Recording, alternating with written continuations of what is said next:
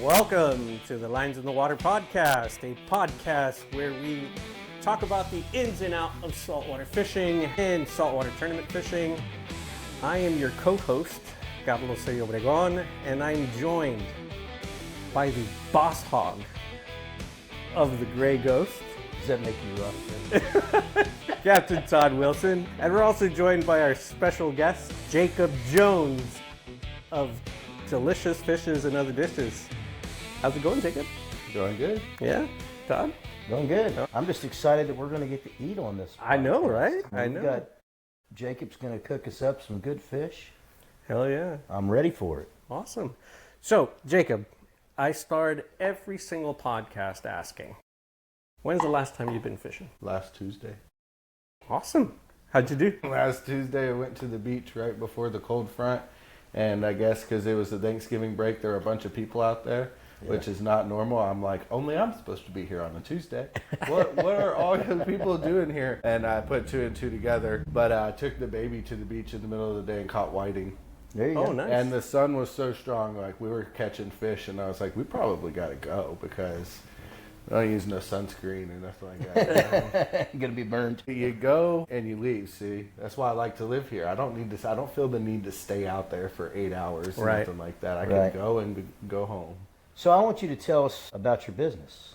What exactly is it that you do? What do you provide? Give us a little insight where we can go and buy the products you have and things like that. Yeah, so I sell dry cooking products like fish fry, barbecue rub, beer salt, Cajun seasoning, and I sell them on the website deliciousfishes.us, but I also sell them in person, which is mainly what I do, is I make dry cooking products and sell them at farmers markets, boat shows, gun festival, like wine festivals, gun shows, boat shows, stuff like that.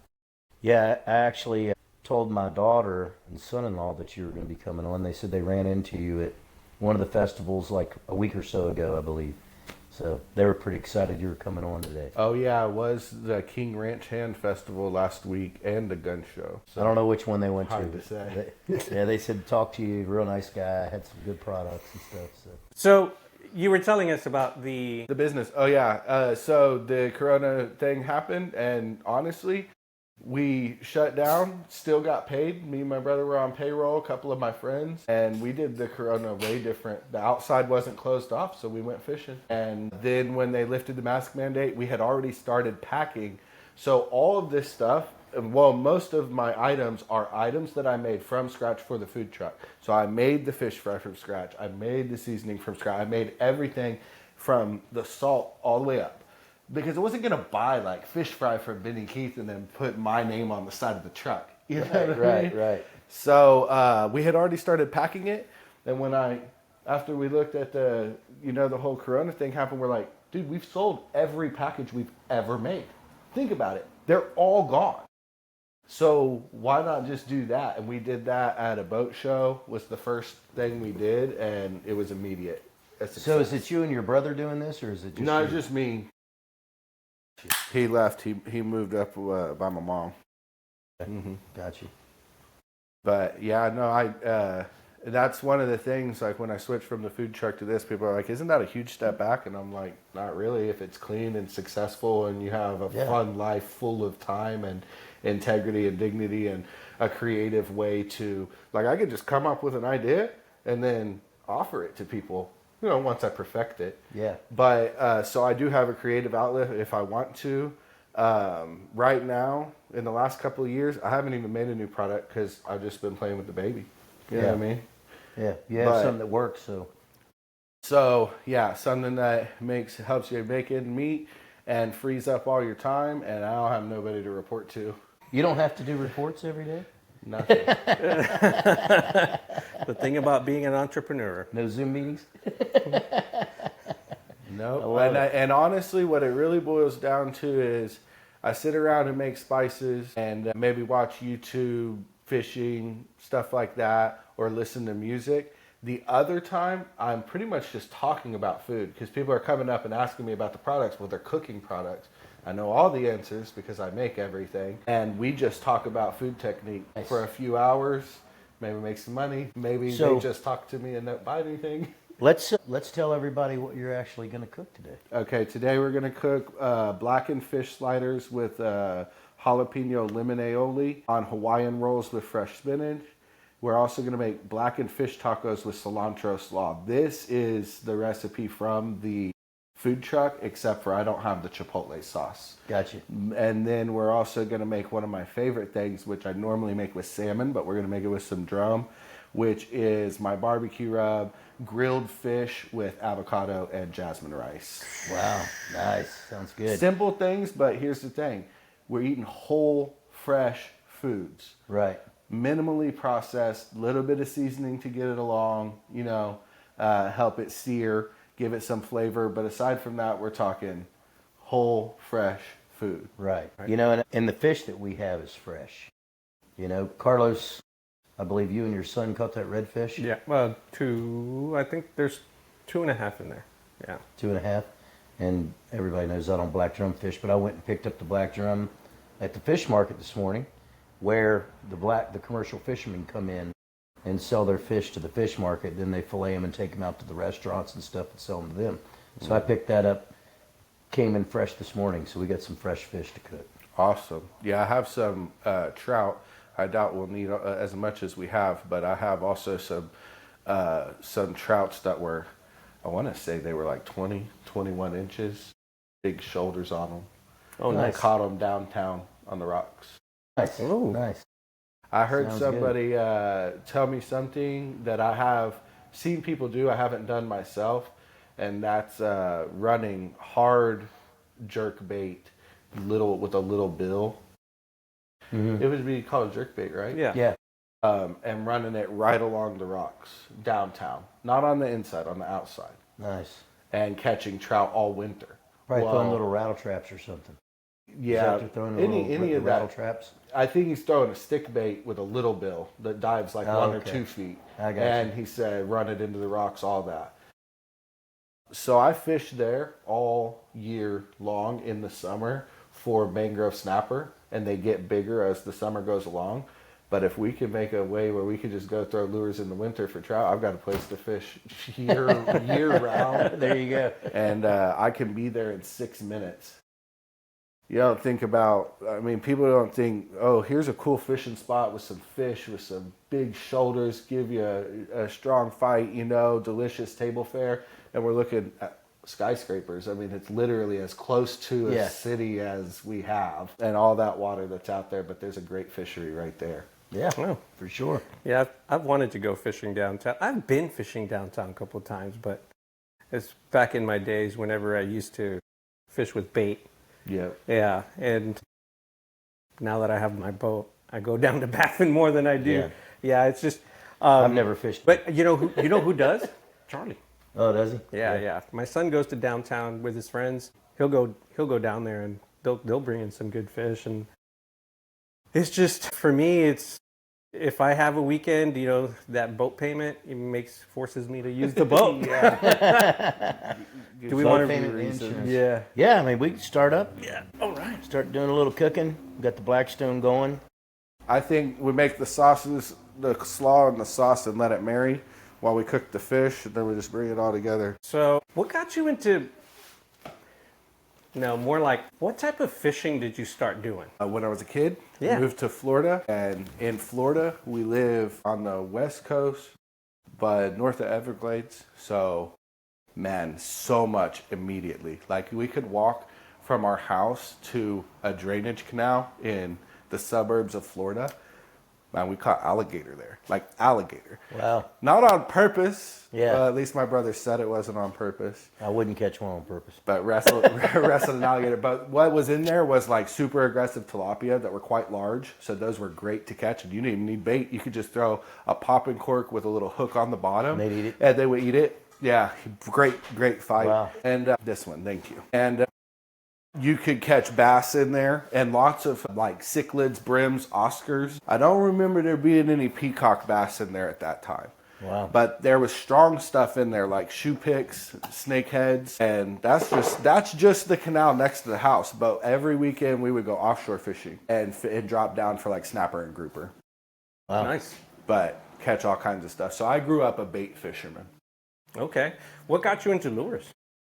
I still am learning lures, but eventually my dad did move to East Texas, and in East Texas he lived right next to like Sam Rayburn, Toledo Bend, and all that. So there was a point in my life where he was doing a bunch of that, and I was not. I was like, take me back to the ocean. What are you doing? Why would we go catch bass and then let them go, Dad? Like, what are you doing? So I just played my video games and let him go bass fishing, but man, mostly I only throw lures if somebody takes me somewhere, shows me where the fish are eating, what they're eating, and whatnot. A lot of the times, other than that, I'm just bait fishing, and generally where I know the fish are and how to catch them. I don't like to go out there and waste my time that much. Especially if you go like kayak fishing, which mostly I'm either land-based or kayak. I don't want to get the kayak out unless I know, like, I'm going to the green lights and targeting fish. I'll go out a packery after a cold front, and you can just load up trout, redfish, sheep's head, like really mixed bag out of packery, and it's not a super far paddle or anything like that. Yeah, it's easy. So I'm kind of going harvesting, more than just For the sport. recreational fishing. Like, I'm gonna probably take home whatever is legal. Well, you're gonna cook it. We're gonna make it into stuff. All right, so what do you, because this is also an audio podcast, so of course those who are listening in audio will want to check out the video on YouTube. Mm-hmm. But what are you gonna do first? What I'm gonna do first is I'm going to put together the sauce for the sliders, and I'm gonna make the slaw because they have to marry a little bit, so they have to join their flavors. I'm gonna combine, for the sauce for the sliders is lemon zest and juice. So you use the juice if you want the sour. You use the zest if you want the flavor of the fruit. So same for the lime. If you want it to taste like lime, but whatever it is, you don't want it sour, don't use the juice, use the zest, and vice versa. Oh, wow. Gotcha. The coleslaw that I'm gonna make is gonna be a hybrid, right? So it's not vinegar based, but it's citric, or it's sour because of the lime, but it also has mayonnaise. Okay. So it's kind of what's called a hybrid. The sauce for the sliders is lemon zest and juice, jalapenos, Cajun seasoning a little bit, and mayonnaise. So Cajun seasoning, of course we would like them to use yours. Right, so my Cajun seasoning is called Secret Ingredient. The reason it's called a Secret Ingredient is because you can sink it into things like chicken salad, deviled eggs, everything I put in the crock pot, meatloaf, any of that. And if you want to turn it into like beans or tacos or something, you just need a little bit of chili powder or cumin. But the base of it is I make Cajun seasoning that's not very spicy. And people are like, why would you do that? And I'm like, because it's super useful. Yeah, and not everybody likes spicy. So I am going to put a little bit in here, and then I'm going to combine these. I put them all together. For those who can't see, I put them all together to where I can just shake them. About how much lime juice are you using? This is from one Okay. lemon and from one lime, respectively. And this is just like, I don't know, maybe 10 slices of pickled jalapeno that has been diced, and that's it. Boom. So simple stuff. Spinach is going to be for texture and freshness, because this is going to be pretty flavorful but savory, and so will blackened fish. And then the rolls are a little sweet, and it's going to be balanced. You know what I mean? It's going to be texture, balance, freshness. So what got you into cooking? Yeah. When I grew up, I was me, my two brothers, my dad, my stepmom, and then in the summer, she had 2 kids, so there was 5 kids and 2 adults. So when we started cooking, I was the youngest. So if we had 7 pork chops, I'd get the worst one. And I swore that I would change my fate as far as the grill in the kitchen went, and eventually started cooking. So when I started cooking, we would cook like a gumbo, a chili, a spaghetti, something like that. We're cooking for 15 portions, 2 portions for everybody. You know what I mean? So that's how I started cooking, was massive portions of Cajun and Southern food. And from there, just studied to I grew up watching Food Network and stuff. So I was learning what I was supposed to learn. And then once I was 18, 19, I started to practice it. So I know that people don't do this, but it was something I set out to do. So I would take like a pork chop. I'm going to bake it, stuff it, blacken it, do it with katsu. I'm going to fry it. I'm going to grill it. I'm going to marinate it. And I did them all and practice. How do we get it to not stick? How do we get it to crust up? How do we get it? And I did them like that until I was like, all right, now we know stuff. So you're essentially self-taught. Yeah. Yeah. Well, kind of, except for I went to work at the Yard Arm, and there was a chef there that would make different recipes for the first half of the week, the second half of the week, and they would change the shape of the vegetable, the shape of the plate, the sauce, the seasoning, so you could eat like the tuna every Tuesday and Friday, and you would never get the same thing. And Wow. I did that for a season while he taught me how to use. He would use like all these tools, all of these like Iron Chef, you would see them break out like this kitchen equipment. He would use them all, like all the time, like presses and blenders and grinders and just very abnormal, not like real chefy stuff. And so he brought me along to where I knew how to do all that stuff, bunch of different techniques, handle a bunch of stuff, and use the knife. Use the knife without hurting yourself, you know. How important is it to use a good knife? So I have a saying, and that is, sharp knife make you look smart.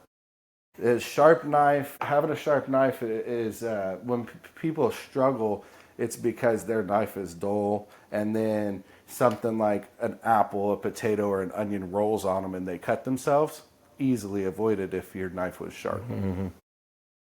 So I'm gonna keep making stuff. I'm putting together mayonnaise and lime juice, lime zest, cilantro, a little bit of secret ingredient again, a little redundant, but what we're gonna do, this is something that's kind of chefy, is I'm gonna make this sauce separate from the coleslaw and then bring it to the coleslaw instead of hoping that the stuff gets spread out evenly, putting it in there and stirring it. What I'm gonna do is I'm going to make the sauce and shake the hell out of it, and then I'm gonna put it in the coleslaw and shake the hell out of it. That's what I'm gonna do. There you go.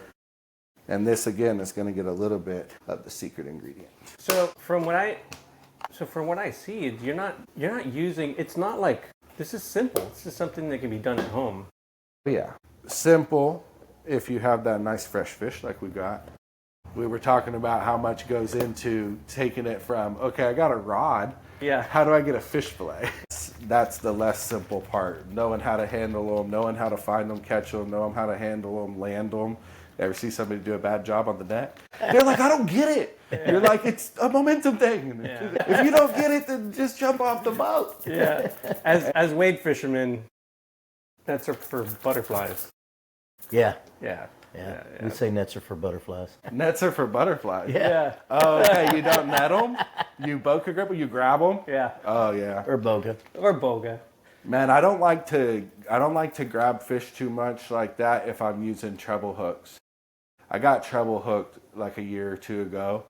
Thank God the fish came off of the other hook, but I almost got, and it barbed me right in the middle of my thumb. I think it was the middle of my thumb. And the fish was on the other hook. So it was a largemouth bass, and I grabbed that bass. He was able to shake loose and give me a hook while he had the other hook, and thank God he fell off, because that was about to be bad. And you know what I did? I ripped it out. Ugh. But the first time I tried to, it didn't come out. So you know what you have to do?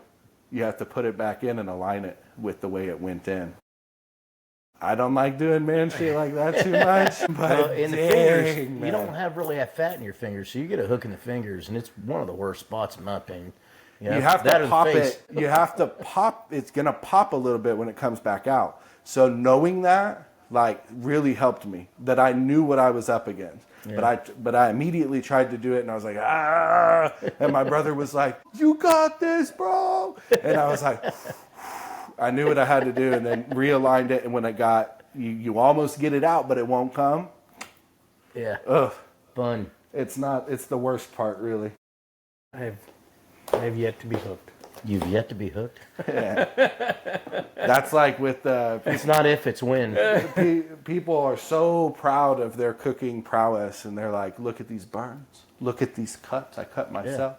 I'm nothing because I've been careful the whole time. What is wrong with you? Why aren't you cutting yourself? You're like, why are you going so fast? How fast are you?" So, I'm like, that's like, it's like being a driver and bragging about your wrecks. Like, what are you talking about, dude? All right. Let's see if we got enough space for this. Cilantro, lime, coleslaw. Lots of cilantro. Oh. Cooling, refreshing, savory. A blast of flavors. How did you come up with this recipe? Yes. I came up with all the recipes. I even made the seasoning. I even made the recipe for the seasoning to make the sausage. But on the food truck we made chipotle remoulade with like chipotle peppers and lemon in a blender and some other stuff. And then we made jalapeno lemon tartar sauce and cilantro lime tartar sauce.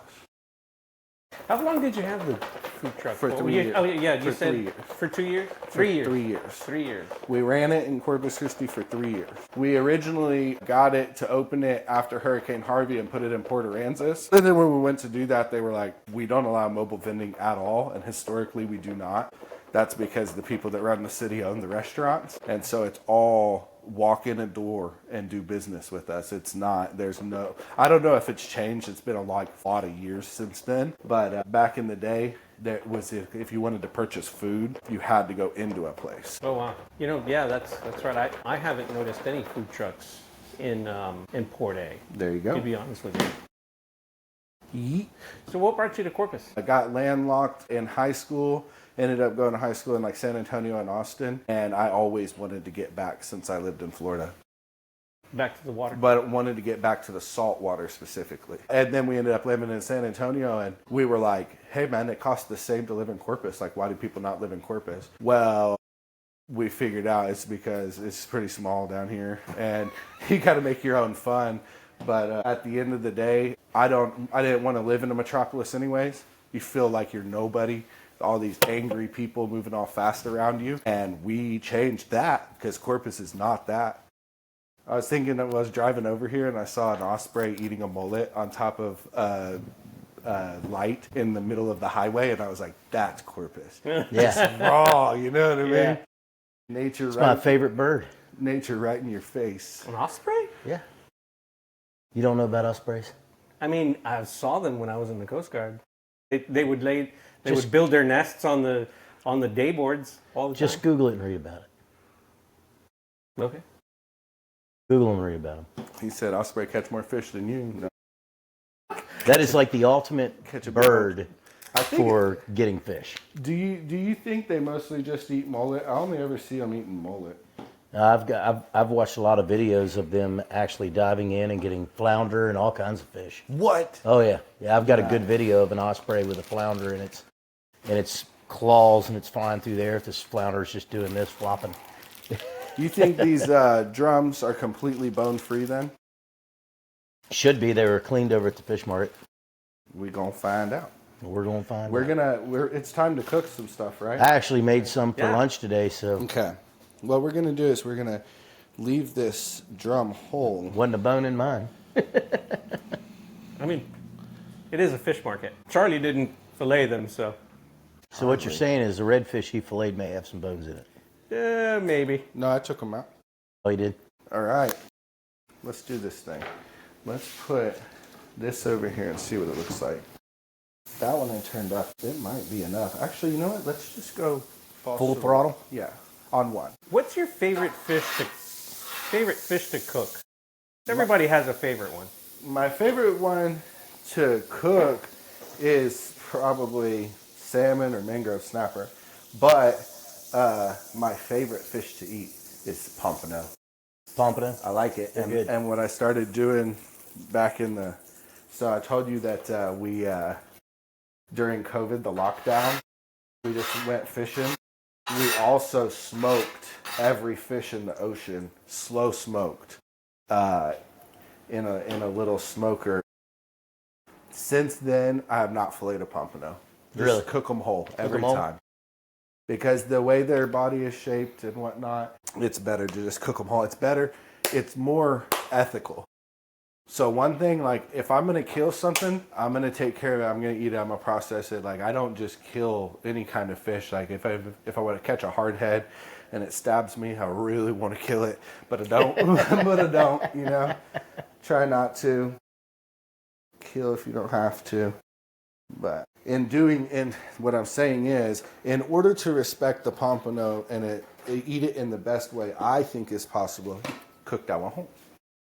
Look at that. See, me personally, I like eating fish whole. Boom. Look at that. That's going to be a piece of fish. Where did I get that one from? Right there. And then maybe we should go ahead and let's get one with the Cajun crack. This is going to smell crazy. This is going to smell crazy. So, for the Smells people good already. For the people that cannot see me, I am using butter and oil. I'm going to do that each time. Every fillet is going to get butter and oil. Olive oil. Yeah. Some olive oil. Which, of course, go to YouTube. Follow us on YouTube. If you do need any seasoning, you can buy it, no shipping or delivery fee, over at deliciousfishes.us. And you can get 4 items for $30. Wow. Send them wherever you want to send them. Mostly I deliver it down here, but I get people ordering beer salt to Wyoming and stuff, and I'm like, oh, Yeah. they're gonna blow some people's minds. Oh, so you also do beer salt. Yeah, I do. I make a chili salt. I basically make a Cajun version of tahini, but I make it from scratch. There's not any tahini or anything in there. It is more spicy and sour and almost refreshing to the palate. Put it on your drinks. Put it on fruit, cucumbers, candy. Do you have some on you? Yeah, I have everything on me. What I recently discovered is putting it on pickles is insane if you like that kind of stuff, but it is. On a pickle, huh? It is like making extreme pickles. It's like making a extreme airhead or something like that. Oh, gotcha. Man, this is going to be so good, man. Looks good, smells good. Full throttle on this one, huh? Yeah. Let's do this though. I'm gonna keep chasing this butter and oil back to the top and back to my fish. This is like equivalent to when people baste the seared steak in the pan and they throw in the garlic and rosemary. Right. Doing it. These are pretty firm fish. This is black drum so far. But what people don't know is when you go to flip your fish, do it before it's too flaky, because the raw part is the part that helps you Holds it together. flip it. Yeah. Today we're just gonna cook them whole and rip them apart. We don't really care, but for presentation purposes. Boom. Thinner pieces. This one is redfish. Oh, that's redfish. Okay. I filleted the fillets, okay? So thin pieces. This is to make the sliders. Oh, I forgot to season this one. Not that one, this one. See what this looks like. Smells good. I'm actually gonna touch that like that. Bam. How many different types of seasonings do you have? I make 7. I make 2 types of fish fry. I make one beer batter, which is non-typical. It has a little bit of the secret ingredient, which is Cajun seasoning in it. Generally would just have a little salt. That's super good looking right there. Yeah. And then I make a dry cornmeal fish fry. It's actually corn flour. Working in a restaurant right now. All right, for those of y'all on the live, I had to restart the browser. I'm sure y'all heard I had a little bit of technical difficulties. What do you think? What do you think? I think it looks awesome. You know, and from what I see, dude, like There we go. There we go. restaurant quality food you're able to do at home. Definitely. Yeah. Well, sure. that's one of the perks of being a fisherman. I tell people this all the time. I'm like, please have as many hobbies as you want. You know, lean into the natural world, the sports, the fitness, getting up, moving your body, any of that. But there are some hobbies out there where you get an end result, like woodworking or fishing or cooking, where you get something that you could share with people, And so any and all of that you have in your repertoire is gonna I tell everybody, make you a contributor. fish per pound costs more than steak. Yes, it does. Especially if you go. When you calculate in the boat, the insurance, the fishing gear, That's true. all the apparel. I thought about that. I'm like 30,000 gas. 30,000 for a boat. 30,000 $1 fish. Oh man, I don't know how long does it take to catch 30,000. And 30,000 is not a real expensive boat. Most of them are over 100 now. Oh yeah. Yeah, but they go 70 miles an hour. Or faster. I mean, that's just to get you somewhere fast. But you can buy a boat for less money. But like, let's say, like for example, Jacob, you don't own a boat. Where do you usually you fish? I'm gonna break this one. You fish off the bank. Yeah, I fish downtown. Or kayak. He said I kayak. fish downtown, and I fish green lights, like with the kayak, and I fish the jetties if I hear stuff's running. Like I'll go for maybe like pompano, sheep's head. I caught kingfish out there. Redfish run during the mullet thing, which is really cool. You can get into some real National Geographic stuff if you go during that mullet run. And then in the winter, which is getting ready to be that time, just buying live shrimp and going out of Packery Park, the basin even, and just floating live shrimp in there and catching big trout. And then sometimes sheep's head, a flounder. Can't keep them in the month of November anymore. No flounder. Yeah. How many can I have, boss? None. Not right now. Too precious. Look at this. Look at that. That looks great. This thing is up and rocking and rolling. Yeah, I remember when I was a kid, my dad used to take me fishing off the jetties, and he would take those the lemon in the little container that looks like a lemon. Lemon rig. Yeah, it has a little green lid on it. It's like a floating. Yeah, he'd do a lemon. Yeah, he'd do a lemon rig when we were kids. I'm gonna wash my hands so I can make other stuff real quick. Okay. This is probably enough for the first round, right? Yeah, I would think. Let's take, if you're going to go wash your hands, let's take this off. Okay. Good thinking. You need us to do anything here for you? Nah, not really. All right. Well, it looks good. Yeah, it does. Yeah. He knows his stuff. Yeah. That's why I brought him on the show. Yeah. Yeah. So, I mean, to be honest with you, like, just looking at this process, because for me, I'll tell you 2-3 ways that we cook fish. 3 ways. I either fry it, pan fry it, Half shell and then half shell. Half shell on a barbecue. Yeah.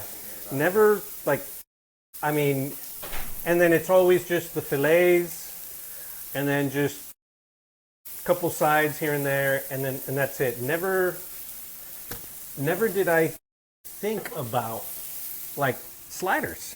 Yeah. You know? Or doing it on the Blackstone even. Yeah. I mean, a lot of people don't think It was about that. like, for us, it's always, either in the oven, on a pan. So at the fishing cabin, Let's try I've this. done them on the Blackstone, because we've got the big commercial one down I there. made a mess. It's I'm great making on a mess. the Blackstone. I'm making a mess. But it's I guess So what I you're wanted, toasting those are Hawaiian buns, right? Yep. Or rolls, and you're toasting I those. don't normally, but talking about the Blackstone made me think maybe I could toast these buns on this Blackstone. There you go. because, I mean, your normal person who look goes at fishing, that. I am. Yep. your normal person who goes fishing and doesn't, we only do like 2-3 ways of cooking fish, and I've never thought about doing Sliders, redfish sliders or tacos. I mean, Yeah, fish tacos. yeah. fish tacos, but I mean, Yeah, I never thought about making sliders though. I mean, you see the color of my skin. It's a, I'll make anything into a taco. party stuff. I mean, Shit, who would have ever thought potato and egg tacos, really? Boom, boom, boom. Yep. But, Let's see what that looks like. you know, just Oh, yeah. Ooh, look at them. the What we're gonna flexibility. Like, do for me, is- it's about the flexibility of fish that I just never even Yep. thought about. One thing I don't really do a lot is bake it, but that's a good way of going about it. And Baking the fish? yeah, put it on some foil or something. You know, you have to clean a dish. Yeah. So I'm gonna make some sliders here. Is it this one? I need a spoon. Does anybody want a nice ice cold Miller Lite? Ice No, I cold have Miller one. Lite. We need a spoon. Just a little spoon. No, like a little spoon. Cold Miller Lite. Now this is baby spinach, so I'm just gonna rip it. But if you had like the big spinaches, you're gonna want to cut it. That way, like piece does not come out all long, you know. Especially since we're making sliders, which are only this far across. Thank you. Thank you. Now, slider soft. You ready to do it same Okay, time? I'm calling in a sous chef move. Can you put tortillas on there? Well, I'm about to step out real quick, but wait. Wait. You're gonna step out? Let's do it. All right, let's do it. Wait. What are we Hey, doing? Jacob, grab your beer. I will. You got to close them? Yeah. There we go. I do. We got to do our little commercial break. We do a little Here's our little commercial break. Right Ready? by your mic.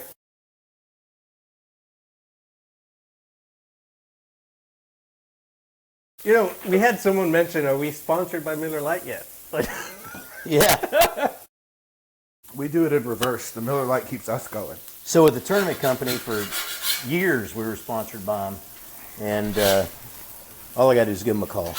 Let's look at this. This one was right over the fire thingy underneath. There's a tip for you, chefy stuff. When you cook it on something like this, go ahead and look like, what is the shape? Because sometimes it's a U, sometimes it's an S, sometimes it's a pipe, you know what I mean? Right. And you cook according to that. Ooh, Now look at that. that's blackened, and somehow we didn't smoke it up. I guess this thing is breathing pretty good. Yeah. So what I want to do is, I'm going to make you some food, my lady, with some jasmine rice. How many of these tortillas you want to make? Just like 4 or 5. 4 or 5? I'll do 5 of them. Well, how many of us are there? Just make one for everybody. And I'm just going to give you a little bit of rice for now, because there's going to be 3 different things to eat. Then I'm going to come over here. This is black drum with barbecue rub and sliced fresh avocado and Look at that. Wait, can you hold that one? Yeah. Nice. I ran out of room. Just need to stack it up. Right here, this is the top of the bun. I'm gonna put the jalapeno lemon tartar sauce aioli, whatever Ooh, you look at want to that. call it. It doesn't have relish, but then I put the pickled jalapenos instead. And thinking it's more of a tartar sauce than a aioli, but it's just technicalities. I guess we can turn them down so there's no pressure. I'm gonna rip this so it doesn't come Hey, Carlos, can you bring one of those plates over there so I can put these tortillas on? apart. And these are homemade corn tortillas. Homemade. Yep. Made in somebody's home. Made in the home of H-E-B. Howard Edward Butt. Now, let's make this, and then we can just like chop it right there. This, and this one it goes there. Man, look at that. Oh, boys. For these guys. Oh, okay. You guys can eat that one. Set And that then you can, We need give, more you can plates. give that to the lady. Yeah. And I'll make her a taco with some blackened drum here. Look at that. Boys. Dude, I'm Look at amazed. Like, that. again, I Look at keep on this saying, quality of this fish. That fish looks good. I keep saying, this is so easy. Like, restaurant quality food that you can We're literally chilling. make at home. Think about it this way. In about 30 minutes of cooking time, with a little bit of help. Now that has cilantro in it, right? Mm-hmm. She won't do cilantro. She doesn't like cilantro. Well, then she gets a slice avocado. There you go. In 30 minutes, one guy's going to make 3 different dinners. So you really just need one of these. You know what I mean? So these are definitely like 15-minute meals. Yeah. After you have a filleted fish. You cooked a lot of fish, and I mean, look at the quality of the food. I mean, we've got the organic spinach here. You know, you've got the slaw you made. You've got all the seasonings. I mean, it's bomb. I'm going to give this one to you. Just like okay. that. Now, tell us again your website. The website is deliciousfishes.us. That's where you can purchase stuff. You can follow us on Instagram. It's Jacob's Delicious Fishes and Other Dishes. It's JAYCOBS and then DF for Delicious Fishes. Gotcha. It's the handle. Look at that. She's so, it's good. There's one. All right, Carlos, taco's good. I got to taste this slider. Bam. Slider with the jalapeno and the lemon. We're going to have a guest show up. Oh, wow. Yeah. I don't know if you know him or not, but it's your son. Oh. Jacob, this is amazing. So good. Yeah. Fresh, I can't wait to try this little taco. Sweet, little salty. It's a This is mixture. amazing. Ooh, look at that. It's a mixture. Now I'm going to eat a slider. One for the chef. So, I mean, You need a plate? this will probably, I'm going to, Oh my gosh. That coleslaw is delicious. Little hybrid. I can give you any cilantro. I mean, you can't even taste the cilantro, to be honest with you. Unless you want to try it. You want to try it? Like, Cilantro. no, it has it in it, but you can't. Like, you really can't taste it. What does it taste like? Soap for you? She has the, yeah. Oh, She has the gene. fun I fact can for you. taste it. Fun fact for you. Those of us who actually enjoy cilantro are actually mutants. What? The original gene is that cilantro tastes like soap. The original human gene, right? That's funny. I guess I'm a you know mutant what? 'cause I love it. I do have one thing that's like that, and that's Irish cream creamer. Tastes like soap to me. Really? I like all the other stuff. Hazelnut, cinnamon, coconut, any of that. I'm going to tell you right now, The Irish Spring. I would buy this taco any day of the week. Well, This oh my taco God. is bomb. I haven't even tried the slider yet, but the taco is off the chain. So, Thank you very much, Jacob. You're welcome. Jacob, what? So, what? Is there a reason why you haven't gone back to the food truck? Yes, and that is because it's a it's a life consuming thing. So if I want to be able to make new products, make more time for myself, my family, investments, move into other things, keep it pushing. You can't really keep it pushing with a food truck unless you push in the food truck. You know what I mean? Yeah. So, and another thing was just having so many moving parts, having employees, having food go bad. This other business is much more fun because it's much less stressful and it's very clean. Oh my God.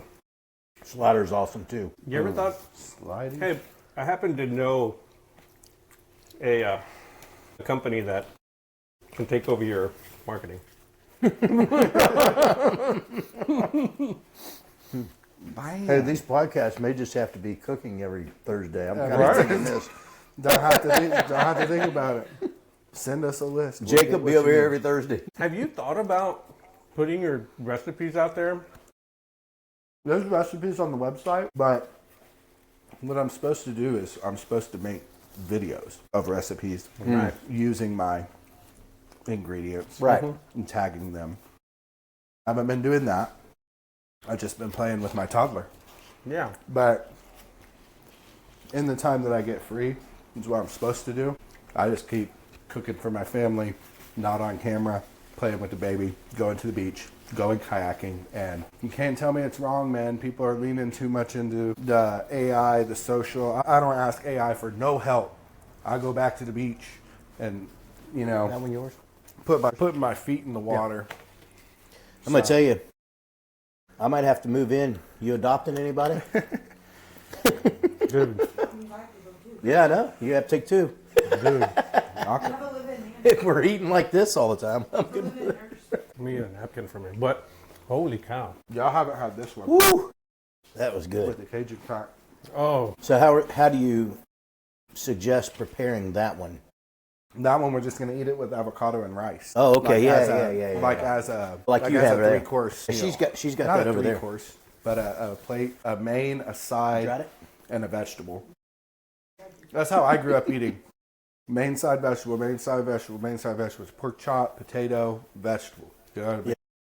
you know, and that's how we make fish at home. Fish, not a potato, but a fish and 2 sides. It's a carb and a vegetable. Mm-hmm.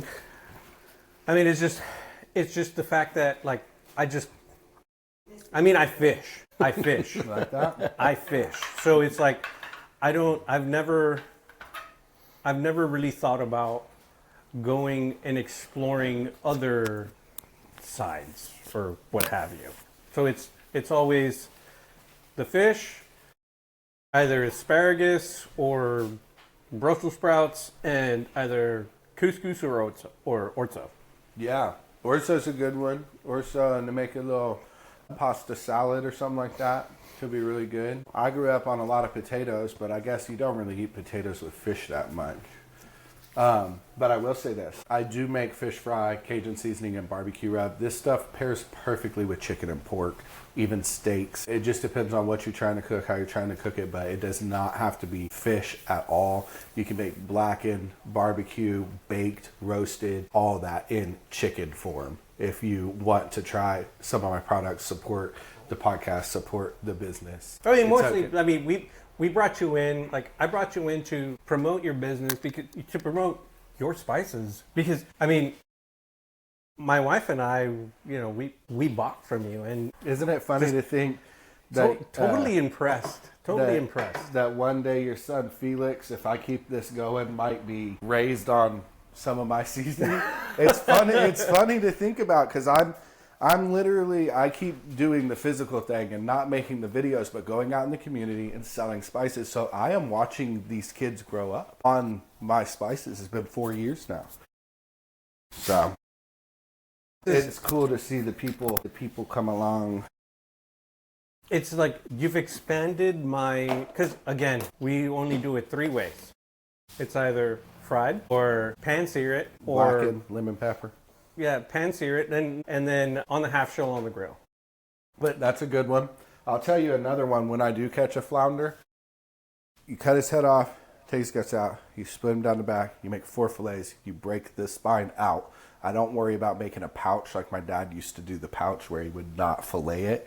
That he would make I do that. I'll cut down the middle on both sides, and I'll make the pouch, and I'll stuff it with crab cake, shrimp, different things. and then you bake it. So when I do that, I do it with the secret ingredient once again, which is the Cajun seasoning that I make. That is not very spicy. I'm gonna have to get myself on his website and buy some of those seasonings. I know, dude. Bam! Time to eat. Thank you. Was this my plate? Yes, It is. It was. It is. It is now. I'm gonna sit down for this one. You know what? So a lot of my friends, I make carne asada. That's my thing. Asada Yeah. or guisada? Asada. Yeah, I think I'm gonna have to try some of this. The secret ingredient. ingredient would be perfect for that. Yeah. Maybe if you find that you need it, you might touch it with a little cumin. Have you ever used it on I'm going to give you some of this jalapeno tartar over here. See what I'm saying here? See what I'm saying there? I want some of that. See what I'm saying here? Have you ever done it on the real thick black Angus beef fajitas? No, and then cook it on the flame or on a flat grill? Or On what? flame? This one's jalapeno lemon. Yeah, do it on a flame. Barbecue pit. No, but I do like some fajitas.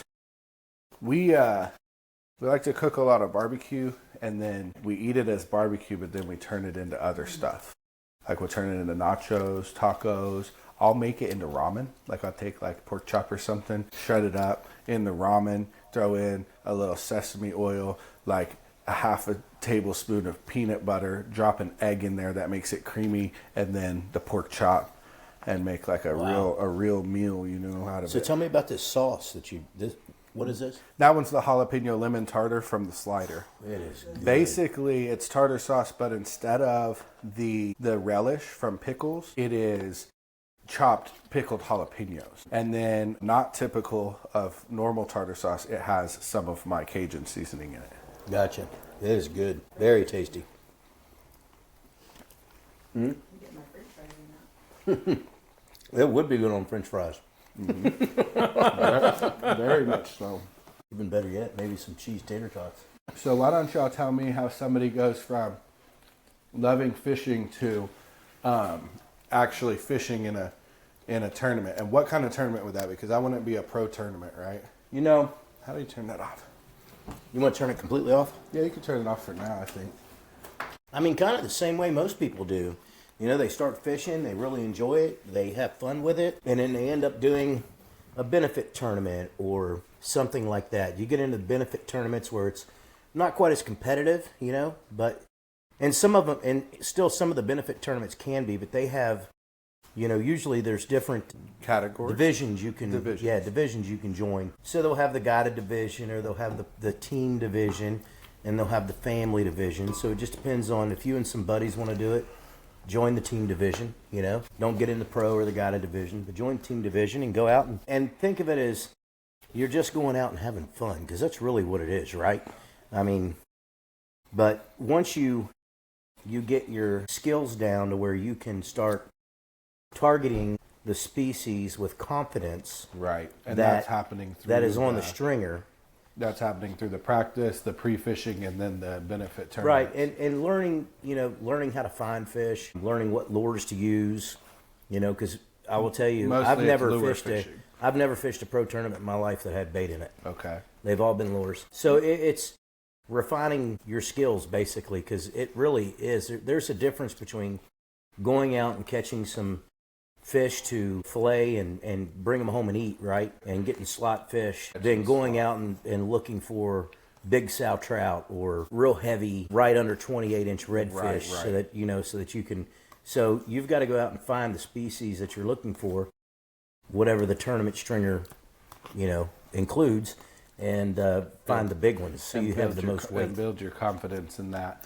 But then when you enter a tournament, I mean, you just sacrifice it. If you were to just lose everything, you'd be sacrificing like the entry fee and Yeah, a day depends. of fishing. Right. And I mean, it depends on what.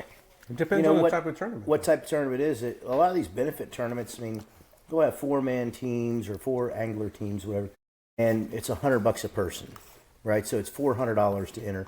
But then you have some of the pro tournaments, they get up to where they're $1,200 or more, Dang. and there'll be a series, and you have to, Well, that is a problem. yeah, you got to get hotels, and you got to, you know, travel, and you got to go, Right. you know, say the first stop's in Port O'Connor, so you have to go to Port O'Connor and travel there, stay in hotels, and you got to go for a few days before the tournament so you can pre-fish at minimum. You probably, you're fishing a pro tournament, you Man. most I mean, likely want to go pre-fish for about Yeah, a week. that's. I mean, but you're talking about big prize money though. Mm-hmm. But your regular, like to get started off, most of your people that start in a tournament that want to get into tournament fishing, they fish the smaller tournaments where it's $100 a person. Yeah. You know. You don't generally just go from, hey, I just learned how to fish, or just got into fishing and go fish a pro tournament. To a big yeah. You know, start out with the smaller stuff, the benefit ones. and- Do people go to pro tournaments and they have no sponsors whatsoever? Yes. At first, or most of them. There are some people out there that do not fish tournaments that get sponsorships, and you know, my take on sponsorships is unless they're giving you actually physically giving you money, then is it really a sponsor? If you're just getting a discount? Because okay, so yeah, so Unless they give you gear, I mean- which is actually helpful. Well, it depends. Okay, so let's say for instance, you like a particular reel that's light, small, you know, it lasts a long time, right? And then you get sponsored by another company and they're giving you 30% off the reel. But it's a bulkier, heavier, you know what I mean? Do you really even want that? You know, I'd rather go Right. pay retail for the reel that Because I'm confident with. right, and you doing that not even for money and compensation, but just for a discount. Yeah. Yeah, so a lot of the companies, that's like the common, and Again, we're doing this just for the normal people, for the everyday angler. A lot of the sponsorships, what they are, it's either free gear or a discount. Right. Sometimes, like, unless you're sponsored by the company that provides you the gear that you're using, sometimes it's not worth it. So basically, you're doing it for either the sport of it, or if you're really going for it to try to win prize money, then like you said, you're dialing in, fishing 2 days prior, going out. At least 2 days. You're making a week. You're making big plans to be super mobile. Yeah, so you think about these pro tournaments, most of them you draw numbers for lead position, right? So you go to the captain's meeting, every team draws a number, and that's their lead position. They meet at the marina the next morning, whatever marina it is, the tournament company dictates that you have to meet at. You have to be there at a certain time. They do boat inspection, make sure you don't have any bait in the boat. They make sure you have all your safety gear, all your numbers are up to date on the boat and everything. And then they start calling numbers, and the teams lead one at a time. So you got to think about this. If you're fishing one of these tournaments, one of the rules in a lot of these tournaments is you can't get within 150 yards of another boat. So 150 yards, To a cove. that's a long way. Let's say, for instance, you leave, there's 68 boats in a tournament, and you leave 42nd spot. Well, you have 41 boats left before you. If you only have one spot to fish, that you're on fish, and there's another boat in there when you get there, because one of the boats that left before you beat you there. You're fishing completely blind. Yeah, then you're literally just going to try to find fish all day. So you've got to pre-fish so that you have numerous spots where you're on, let's say it's a trout tournament, you're on solid big trout. You got to find numerous spots in case you get down there and there's a boat and you can't come in. And the thing is, most tournaments, the pro stuff down here, if they do wave you in, say it's a friend of yours, right? Because in the fishing community, a lot of us know each other. So you say you go down there and it's a friend of yours. So if they wave you their friend in, that means anybody else can also come in. That's interesting. Yeah. So Man, that's an intricacy I would have never even thought about. Well, and then you also can't have cell phone communication, and most of them you can't have any communication at all for emergency. Down here, though, there's so much water. Like, it is crazy. There's a lot of places to fish. I know a lot of it is, how deep would you say it is? Because people come, they go over the JFK, you look out, you can see it forever, and you're going, wow, that's so much water. But how deep is it, and how much of that water is even holding fish? You know what I mean? Because you said it earlier, it's like, I just run down to Baffin. It's like, dude, you're passing 40 miles of flats over and over again. That brings up the same thing that I've talked about numerous times. I'll have a friend of mine go, hey, I'm going to go fishing this weekend.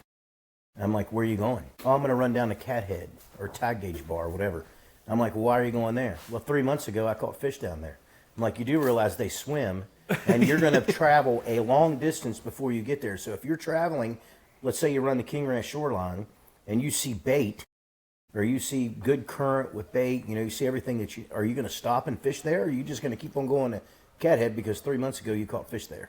You might get to Cathead and there's nothing. Right, so go to Cathead and fish your way back. Right, unless you're fishing every day and you are pretty confident there in this particular spot because you've been fishing every day, and that's what a lot of guides do because they're on fish most of the time, unless you have a big weather pattern change or barometric pressure drop or full moon one night or something. They've got so much information on it. Right, so it just depends. So I tell people, I literally will try and give them some advice and say, so my suggestion is don't leave before daylight and go down in the dark to Cathead because you're just fun fishing. You're going to enjoy yourself this weekend. Wait till the sun starts coming up a little bit and roll down the shoreline real slow, down King Ranch or Penn Shoreline, and look for the elements that you need to catch fish. Right. And if you see them, jump out and catch the fish. If you don't, then just keep going, So you said jump out, so you're talking about like getting the boat, about wade fishing. Yeah, wade set fish. Up and then wade fish. Do you ever hunt slicks? So it depends. If I am running the boat down to go wade fish somewhere, right, and I see a slick, it depends on how developed that slick is, right? If it's already developed, I usually just keep rolling unless I see birds diving or something. And then you got to pay attention to what kind of birds are Birds diving. diving. Are they lyrebirds or are they seagulls? And slick. Yeah. And you got to get it. It's best to get it when the slick starts developing, when it first starts developing. And then you got to get upwind of that slick, drop your power pole down, which is what we do. We drop power pole and then we wade down into it. So, Gotcha. And the reason we do that, if you're drifting, you're going to drift over them and past them. If you wade into them, you can stop waiting and just sit there and hammer them. So you can work the area more, right? So it just depends on how you like to fish, what you like to do. I mean, everybody has their thing, and there's nothing wrong with anybody that has their thing. You know what I mean? I don't care if you're out, what kind of fishing you're doing. Just get out there and fish and have fun. Take the family, take the kids. It's a great hobby to get kids into. They can spend tons of money on it when they're an adult. Pass that down to their future generations. I make my kid reel in a fish like once a month now that he's 2.5. I'm like, we're doing it, all right? Yeah. He helped me reel in a 38-inch redfish the other day. Wow. Everybody we were down in Indian, and everybody was like, man, don't let it go. Don't let it go. Keep the tension on it. You're going to lose it. And I was like, I'm not worried about losing it. Just to have my kid hold the reel, 2.5 years old, but to hold that rod while that redfish was in the current, just screaming drag, was what I wanted him to experience. Like, hey, it's not always pinfish. What I'm doing is I'm going and hooking pinfish, and then once it's really hooked, I hand him the rod. This was different. He was like, whoa, Dad. I'm like, yeah, buddy. I'm going to tell a story on somebody. I'm not going to mention any names, but I'm going to tell a story on somebody. So I've got a friend of mine who was a commander in the Navy, and I took him and his wife and his son fishing, right? And his son was probably, you need to turn it back on? I got to turn the gas back on. Oh, okay. These guys want to eat, right? We have some newcomers in the house. How y'all doing?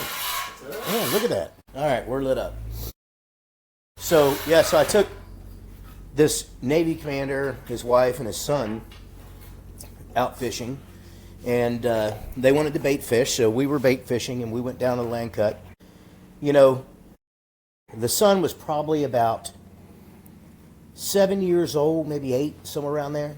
Man, I thought you meant the son. I was like, it's been around No, for a his while. his son. So, they don't have a lot of patience at that age. And then, he wasn't quite casting right or reeling right or wasn't, goofing off too much. And so his dad was kind of getting on him. And the fun started to get sucked out of the trip a little bit, right? Yeah. So I go, hey, let's move to another spot. And so I fire the boat up and I start to take off and I'm like, wait a minute, I need to fix the whole culture of this trip here, right? I need to change everybody's mentality. So I stopped the boat and they all turn around and look at me like, what are you doing? I said, okay, I want everybody to answer this question. Who is the captain on this boat? And they all look at me, they point at me, you are. I said, okay. So now we've determined that. The captain makes the rules on this boat, right? And they're like, well, yeah. I said, so for now on, he's my deckhand, 8-year-old, or my first mate. I said, he's my first mate. I said, so he's actually pulls more rank than you all. You all are deckhands. He's my first mate. So you all have to listen to him now. And I'm going to instruct him, and I'm going to tell him what to do. And I'm not kidding you. He looks at me and goes, Uncle Todd, can I have a soda? And his parents didn't let him drink sodas. I go, you can have one. Both just kind of looked at me and started laughing. This kid literally standing beside me on the boat after we got to the next spot, anchored up, got him ready to go, showed him how to cast and did that stuff. And he hammered the fish. He caught, I've got a picture of it actually. He caught nice flounder, nice trout. It was a great time. And everybody enjoyed the rest of the day. So the only thing I could say to parents when you're taking your kids out fishing is let them have fun. Don't get on them if they're not casting right or they're not it's so reeling hard. right. It's so hard though when you make all these plans and you got all these ideas and you got the gear and but you deter them from ever wanting to fish with you, or ever wanting to fish again, really. So Yeah. make it fun. If you're not catching anything, let them play with the bait, whatever. Who cares? True. I have pictures of Charlie with bait, man, Hayden in his hand, just like grabbing it, and squeezing the So my daughter, when she was a squeezing kid, the crap out of it. when my daughter was a kid, she had to name them. Oh no. Oh no. When I was a kid on the boat offshore, we would eat MREs and stay out there for way too long. And my brothers would like eat like live minnows or squid. You could catch like little squids like in the cast net. Be like, dude, eat it, bro. I'm like, I would leave that up to them. There were two of them, so they would do that, and I would just sit back and be normal. You want a mic? That's good. That's good enough. Good enough for now. And what I'm gonna do is. How you doing, buddy? That's my old nephew, Charlie. I'll give him a hug. How you doing, buddy? Good. What's this Carlos stuff on your shirt? Your name's Charlie. It's not Carlos. My official name. Your official name? Yeah. You had to be official? Oh, yeah. So how you liking your new job? I'm loving it, honestly. Good. Yeah. Your boss is Pab. You need to call him Pab. Why? I'll explain it to you later. Okay. Because we're on the line. Yeah. Okay, now I get yeah. You call him that, he's going to start. He's going to be like, I know who told you that. yeah. That's So, funny. Jacob, just so you know, this one's a special one. We're at an hour and 22. Oh, really? Yeah, which is fine.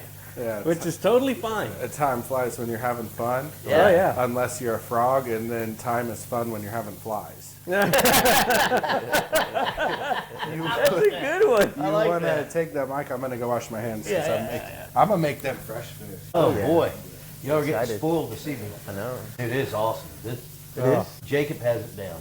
I will promise you that. Seasonings are good. The slaw, that slaw is bomb. And that other sauce, I don't remember what he called it, but it is. It's amazing. Yeah. I mean, we're running this one. I mean, I don't know how many viewers we have by now because this is the longest one we've ever done, and it's gonna be interesting editing it. Yeah. But A lot to edit. this is, dude, like it's amazing. Yeah. Amazing. The seasonings are great. I want to try that beer salt he's got. We'll see. Huh? I said, we'll see. I'm pretty good at cooking redfish, so. Yeah. He said he also has beer salt, and people like buy it from him, and they use it like on cucumbers and vegetables and stuff like that. Good stuff. I don't even know how many viewers we have. Let me see. Yeah, we gotta do this more often. I got a free dinner tonight. Abby, I think you'll even like it. Huh? It'll. She's not too big of a fan of fish. I know she's not a fan of fish, but you at least have to try. You gotta try it. I'm gonna tell you something, Abby. So I had a friend of mine that was in his came to visit me one weekend, and I cooked redfish on the half shell on the barbecue pit, and he told me he didn't like fish. Well, that's what I fixed was fish. Chicken. He goes, I'll try it. He ate like 4 big old pieces of it. He was like 4 fillets. I mean, he was like, I never had fish like that before. Most people think of that.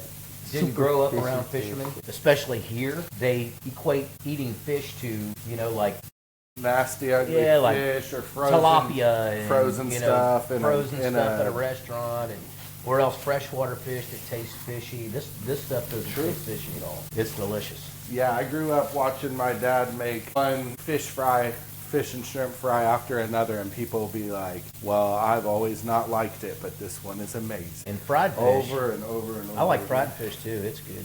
Depending on how you cook it. I'm not a big beer batter guy. I'd rather have it fried, but I'll eat beer batter.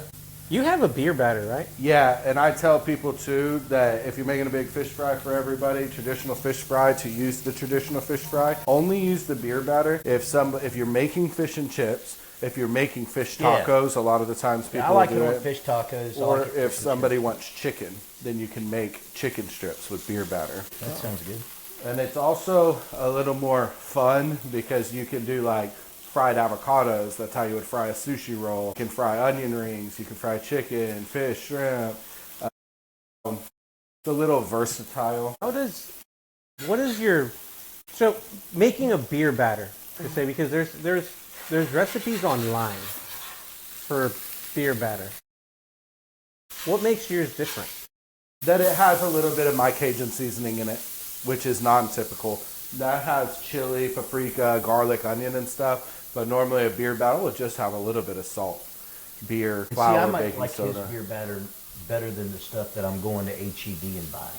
You know what I mean? I mean, yeah. Because it's got better seasoning. It also and comes more out like- with more color, which is nice. Yeah. Always good. And is that the same beer batter that you used It is. in the food truck? That's where it came from. Do you make your own seasoning? Yeah, he makes everything. All of it. I make all the seasoning and barbecue rub, fish fry, beer salt, all that. Yeah, he doesn't. So, do you mix it at home? I do. I small batch it. I mix it in an office / spice factory that's in my house. Nice. So how long have you been doing this? 4 years. 4 years. 4 years. 4 years. Yeah. But I ran the food truck before that, so some of the seasonings I've been making upwards of 8 years. Oh wow. Yep. And I've slowly removed salt from them. They do have salt, but like you've seen, I mean, like the barbecue rub, you use a little heavier. But if you've seen how much of this seasoning I was using to make the sauces or Right. not very much. No. You know, and it comes with a ton of stuff. It has seven different seasonings in it. So And the flavor was great. I need a lot. This thing is going, son. Thing is going. So what I'm gonna do is I'm gonna make some sliders. I'm gonna make them sliders.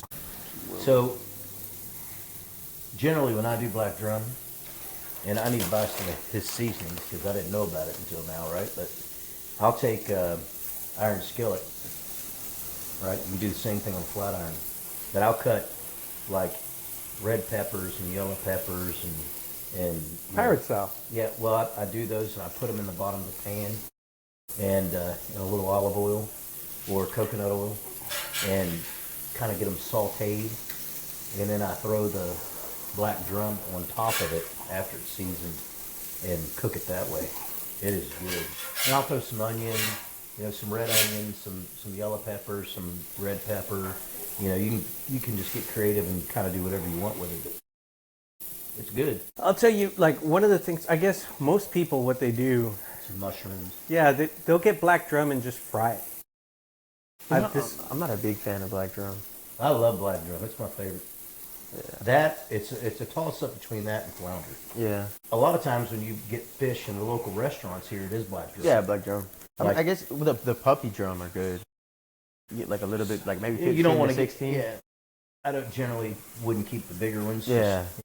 No. I kept a giant redfish one time and it was so terrible. And it didn't have too many big worms or nothing, but it was real sinewy. The flake in between the flakes was, Well, it's old. Yeah. yeah, It's older. was tough. I mean, tougher than chewing steak, and that was really throwing off the taste buds. If you look at some of these thicker pieces of this What do you black think? drum, You like it? I like it. there we go. So, Jacob, you just took a non-fish eater and made her a fish eater. Oh, yeah? Well, if you don't like that one, you probably aren't going to like fish, because that was like from today, cooked this evening, Yeah, it was caught this on morning. the Blackstone, with butter, Butter and olive oil and everything else, and your seasonings. good seasonings. You see how well this seasoning is reacting to that Blackstone? Oh yeah, It's working good on that. very good. Especially for the thin layer that I put on there. I guess it got bigger or something. Yeah. Or maybe it comes like part of that is some like fat coming out of the fish, Could be, and making it stick, making Kinda like a making it- little. like a crust kind of thing. Like a Maynard. Man, this like up on the shoulder piece of the even big trout, but on these Drum. black drum, it looks like Chilean sea bass or something. You know how Yeah. thick and flaky it is, and just so pure. Yeah. Like, I mean, you look at it and it's just clean. It's definitely I mean- clean. It was definitely. I mean, it was caught this morning. So There's nothing better than eating fish the same day. yeah, the same day. The Yeah. same day. You freeze it and it's good, but it's just not the same. Not the same. I'll tell y'all one last fish story. I used to live on Ocean Drive, what's now the Arts at Ocean Drive or whatever, but there's a pier, and I grew the mangrove snapper there. So I would go fishing, just take one shrimp, 2 rods, one little rod to catch a pinfish, and from there I could catch as many pinfish as I wanted, but I would cut the pinfish into pieces and throw it under. Take a couple of snapper. Then I would take whatever bait I had left and throw it under there, so they get bigger throughout the year. I would take those snapper and immediately take them and dispatch of them, just walking up to my apartment. I love mangrove snapper. That's My favorite. People are like, man, how do you know it's the same ones down there? I'm like, man, it's a family. They're not leaving. They're not migrating in the School middle of of them the there. sun. And I'm telling you, I'm growing them, okay? It's happening. I can feel it. Charlie, you wait till you taste this. Go out there and feed them. So where was Good, this spot again? good. This is, So You know where's what? I have my. Don't worry. I have my mango spots. like you were saying about pre-fishing a tournament, man, I don't mind telling people exactly where I went, like what you're actually going to get everything ready and go, and then that person that saw your video is going to be there that day. You know what I mean? Like, The I'm only not time worried I won't about tell that. somebody is if I'm preparing to fish a tournament. Right. Well, hide After the the tournament, spots for fishing. If I'm not tournament. fishing one, I really don't care. The crazy thing is, like, on my TikTok, I'll tell people where I go fishing, and I'll go like the week of, 2 weeks later, and then I'll never see anybody. Did you run a fish taco? Look at that. Where's it? Oh, okay, you got one. Boom. Cilantro coleslaw, cilantro and lime, and then you got black drum that's been blackened on the black stone. Those tacos are the bomb. Black stone blackened on the black drum, blackened on the black stone. What do you think, Charlie? Don't be a bum butt. Do the black drum, blackened on the black stone. Yeah, there you go. What do you think, Charlie? That's good. That's different. Like, it's like, I don't know, like, how to explain it. It's savory, fresh. Yeah, it's weird, but it's good. Yeah, that's good. And that's what they said about you before you got here. They're like, he's weird, but he's good. Well, Jacob, we're gonna go ahead and wrap up the podcast. We're running a little over, Which is okay. yeah, which is okay, and more than welcome to hang out still. Yeah. But Heard. one more time, how can people get a hold of you? Jacob's Delicious Fishes and Other Dishes. Jacob with a Y, so Jaycob. But if you want to order things, support us, then the website is deliciousfishes.us. Awesome. And Deliciousfishes.us. That's pretty much the only way that people can buy, or you. For now, it is. The beer salt is served at Alamo Draft House and Railroad 624. And then there's a small food boutique on the island called the Cabana Pantry that has a bunch of really cool, like, imported foods and whatnot, and teaches cooking classes. I don't know if she has them out yet, but she does have inventory of mine. So that would be the first store that I've been in. And if you have a store, message me. You can contact us on the website, and if you want stuff in your bar or in your store, then it could be as simple as an email or a text message. Awesome. Gotcha. So HEB, if you're listening, you need to have this stuff on the If shelves. you're listening, you're gonna have to take me along because I'm not on that production level yet. Well, Jacob, thank you very much for coming Yeah. on the podcast. We truly appreciate you coming out. Really, like, food Your was- labor of cooking the food and, the knowledge you have on fixing fish and your seasonings and everything. We appreciate you coming on. Absolutely, man. I feel like it's been educational for fishing and food. Yeah. Awesome. Well, Todd, Jacob, tight lines. Tight lines. Right.